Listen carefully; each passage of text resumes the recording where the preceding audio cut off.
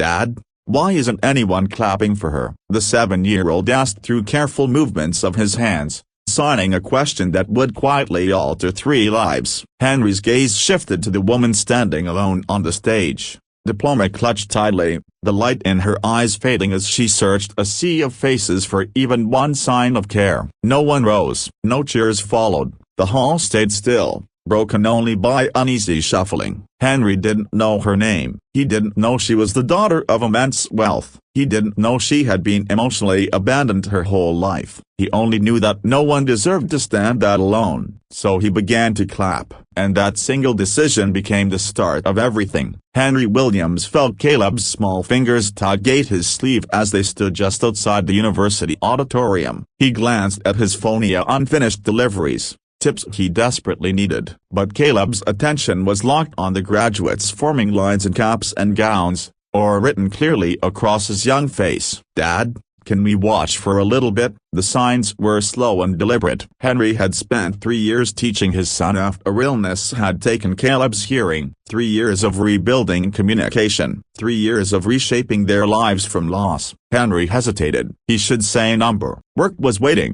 Bills didn't pause. Survival didn't either. But Caleb rarely asked for anything. He understood, even at 7, how tight things were. "All right," Henry agreed. Just for a moment. They slipped into the back row as the ceremony continued. Henry tried to focus on the numbers running through his head: a rent coming due, therapy sessions, overdue credit cards. But Caleb's quiet wonder kept pulling him back. One graduate after another crossed the stage to roaring applause. Families stood cheering, phones flashing, banners waving with pride. Henry felt a familiar ache. His wife should have been here in life, beside him, up planning futures, celebrating moments like this. But Angela was gone. 3 years since the aneurysm that took her without warning, leaving him to raise a child who could no longer hear the world. Rebecca Hamilton. Henry's attention snapped forward. A young woman rose and walked toward the stage with steady, cautious steps. There was something about her posture,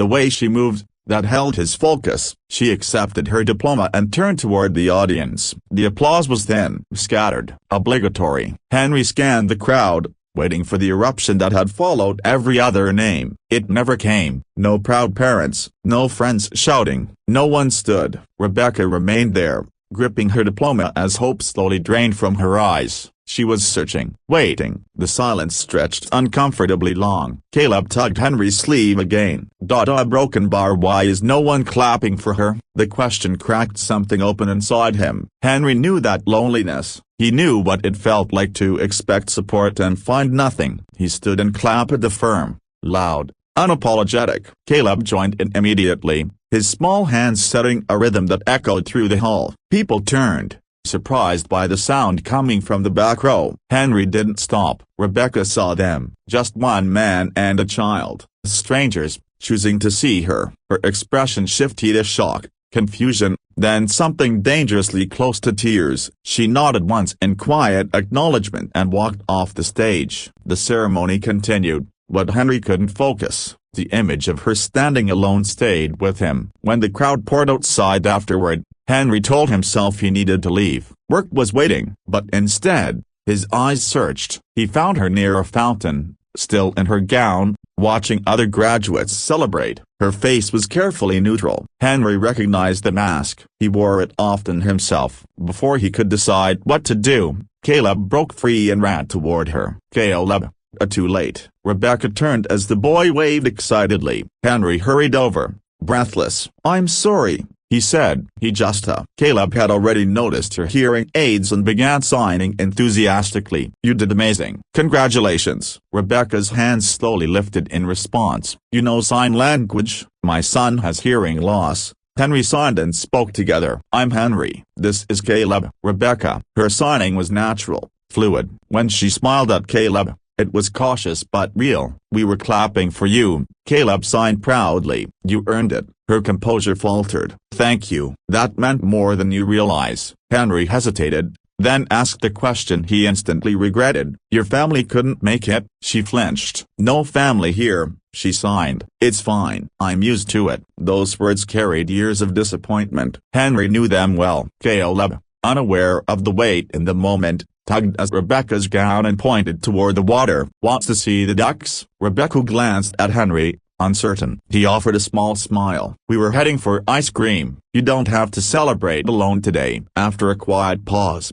she nodded. "I'd like that." They walked to a nearby park. Henry bought 3 cones without thinking about the cost. Some things mattered more. Caleb watched the ducks, his laughter silent but visible. "He seems happy." Rebecca sighed softly. "He's strong," Henry replied. "Stronger than he should have to be." The words kept coming. Angela's sudden death, Caleb's illness, learning sign language, starting over. Rebecca listened, her hand resting gently on his arm. "I'm sorry," she sighed. "Truly." "What about you?" Henry asked. "What's next?" She looked away. "I don't know. I've never really chosen. I just did what was expected." "Business administration," she added. "My father's decision." "And what do you want?" The question stunned her. "No one's ever asked me that." After a long silence, she sighed quietly. "I just want to matter, to be seen." Henry nodded. "I'm glad we showed up today." Rebecca laughed, genuine and bright. "So am I." Henry glanced at his phone again and missed deliveries,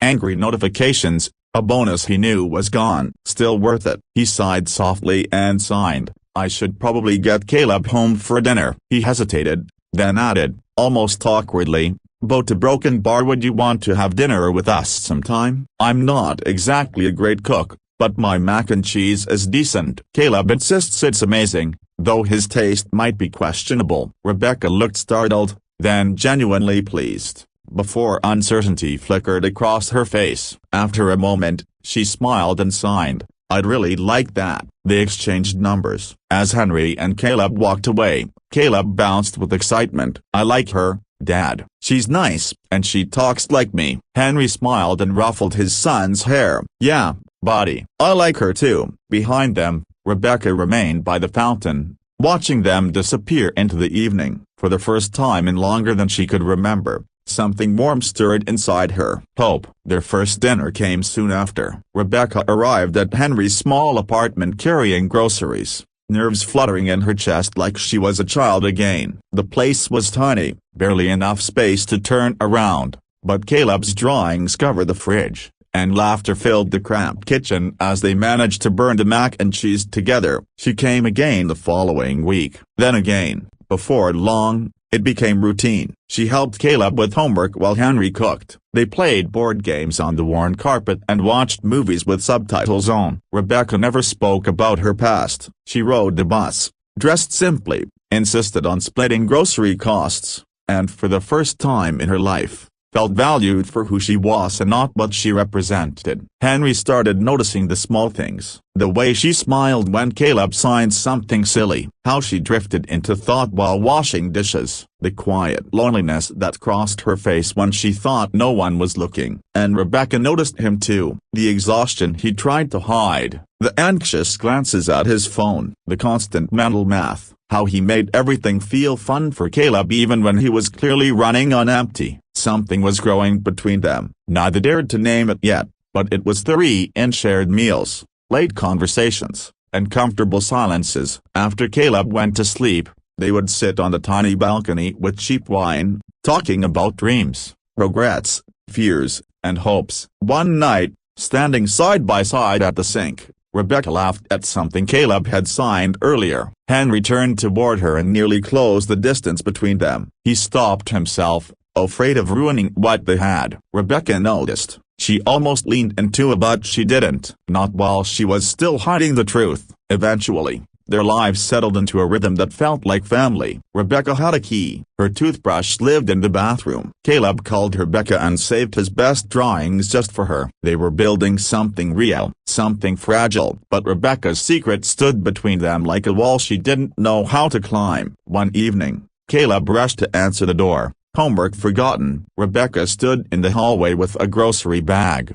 wearing her usual jeans and sweater. "We're making pancakes," Caleb sighed excitedly. "Dad says breakfast food doesn't follow rules." Rebecca laughed as she stepped inside. "That's obviously true. Did you get the chocolate chips?" Henry appeared from the kitchen, flour somehow already in his hair. "I've completely lost control of this household," he signed. "You two have teamed up against me." "Democracy," Rebecca replied with a grin. This warmth, this easy was what she'd never known she was missing. In her father's mansion, meals were silent affairs served on fine china by staff. Here, in a cramped kitchen with mismatched plates and a wobbly table, she felt more at home than she ever had. They burned the first batch of pancakes and laughed about it. Caleb insisted on flipping the next ones himself, sending one pancake to the ceiling, which they declared modern art. Later, they played board games on the floor. Rebecca couldn't remember the last time she'd laughed this much. During a movie, Caleb fell asleep against her shoulder. Subtitles glowed softly on the screen. Rebecca looked down at his peaceful face, her chest tightening. Henry noticed. He always did. You're good with him, he signed quietly. He makes it easy, Rebecca replied. He's special. She hesitated, then added, so are you. The words lingered between them. Moments like this had become more frequent. Lingering touches, meaningful glances, conversations circling feelings neither had voiced. Rebecca gently moved Caleb to the couch and covered him with a blanket. Henry gestured toward the small balcony. They stepped outside, the city lights stretching below them. Rebecca had known views far grander than this, but she preferred the rusted railing and neighborhood sounds. Henry handed her a glass of wine. This time, his expression was serious. Can I ask you something?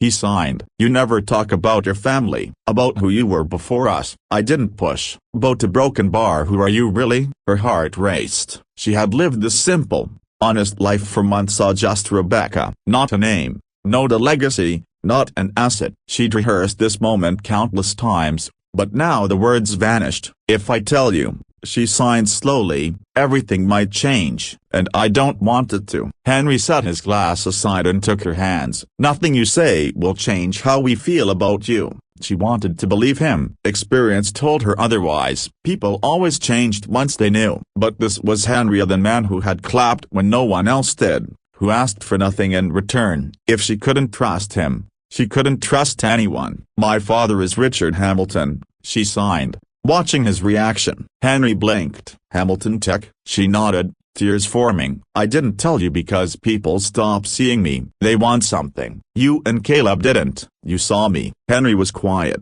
absorbing it. Then he signed gently. That must have been incredibly lonely. Her tears spilled. My mother died when I was young. After that, I disappeared in my own house. My father chose business over me again and again. That's why no one was there at my graduation. Henry squeezed her hand. I'm glad you trusted me. And nothing changes to us. You're still you. He paused, vulnerability clear. You taught me that maybe I'm not alone anymore. Maybe we could be more a broken bar if you want that. Rebecca's breath caught. I wanted that from the start. I was just afraid I was too broken. Henry smiled softly. We're all broken. I'm a widower drowning in debt, juggling jobs, carrying grief I haven't figured out yet. But maybe we can heal together. 3 jobs? Rebecca signed quickly. He shrugged. Same reason you stayed quiet. Pride, fear. Why aren't you working in your field? Henry's expression shifted, the warmth dimming. He exhaled slowly. I tried. For years,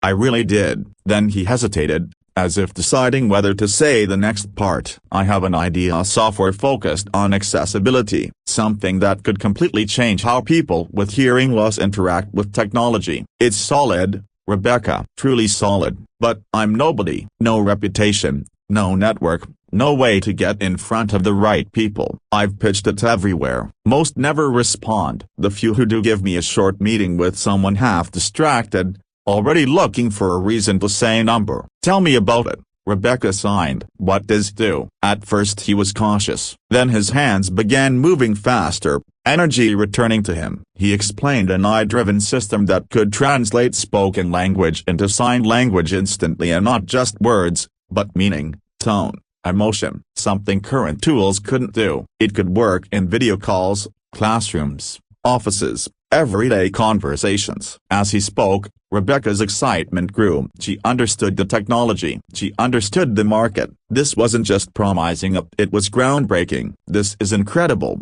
she signed when he finished. "Why hasn't anyone backed this?" Henry let out a humorless laugh. "Because I'm a delivery driver with a half-built startup and no pedigree. I even pitched at Hamilton Tech once, got a short meeting with the junior VP who barely paid attention. Said it was interesting, but not a priority." Rebecca felt anger rise. She knew that system. She knew how many ideas were ignored because the wrong person was standing behind them. "Let me help you," she signed quickly. "Rebecca, Noah, listen to me." Her hands were firm now. "This idea deserves to exist. It could change lives. For Caleb, for people like me. It's not just software, it's connection, inclusion. Let me help you shape the pitch. Get it in front of people who will actually listen. Not because of my father. I won't use his name unless I absolutely have to. But because I understand this world. I can't ask you to. You're not asking. I'm offering." Her signs trembled slightly. "I've spent my whole life being told I was useless without my father's money. Let me prove that's wrong. Let me do something that matters." Henry studied her face, searching for doubt. Finally, he nodded. "Okay," he signed. Partners. Rebecca agreed. They shook hands, then laughed at how formal it felt. The laugh turned into a hugh longer than necessary, closer than either expected. When they finally pulled apart, Henry signed. "This won't be easy. There will be rejection. People who don't believe." "I know," Rebecca replied. "But we won't face it alone." They worked late into the nights, refining presentations, running numbers, planning strategy. Rebecca used her knowledge at her last NAMIA to secure meetings with investors focused on accessibility. She sat beside Henry in every pitch, sharp and prepared, pushing investors to see what he'd carried alone for so long. And something unexpected happened. Rebecca realized she was good at this, not just capably exceptional. She could read rooms, anticipate objections, recognize who understood the mission and who was only chasing profit.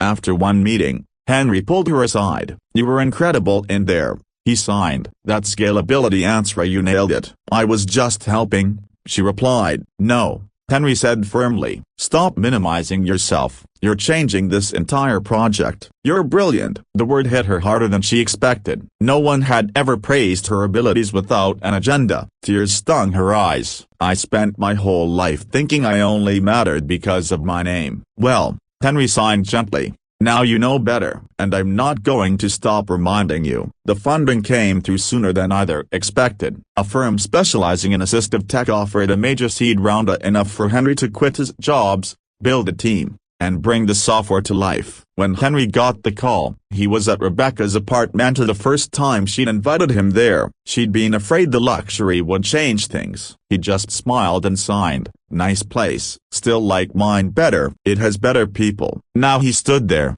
tears running freely. "We did it," he signed, hands shaking. "We actually did it." Rebecca wrapped her arms around him. Two people who had been broken in different ways, finally healing together. They launched the company soon after, naming it Signal Bridge, a reflection of both the technology and the lives it had connected. Henry led development with engineers and dev consultants. Rebecca handled operations and strategy, discovering a talent for leadership she'd never been allowed to explore. Caleb became their toughest tester. He'd sit in the office after school and critique everything. "This button is stupid," he'd sign. "Nobody wants to click that many times." Henry would laugh and fix it. Rebecca watched, realizing that somewhere along the way, Caleb had become her son too. On the anniversary of the day they met, Henry asked Rebecca to meet him at the park where they'd shared ice cream. Caleb played nearby as Henry stood nervously by the fountain. "I've been thinking," he signed. "I once saw a woman standing alone,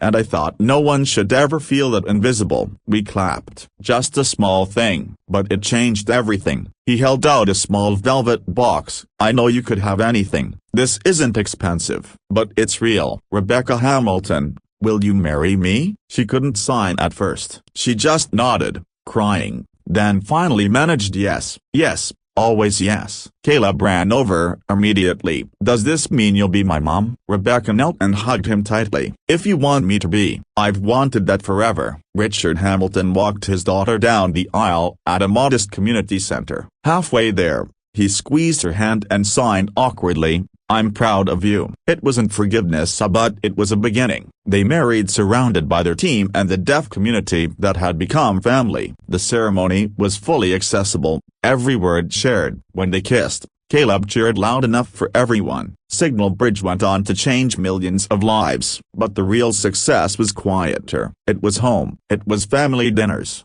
game nights, shared work confirms. It was Rebecca finally understanding she mattered, and not because of wealth or success, but because she was seen. One evening, she found Henry watching Caleb play. "You changed my life," she signed softly. Henry smiled. "You were never invisible. The world just wasn't looking properly."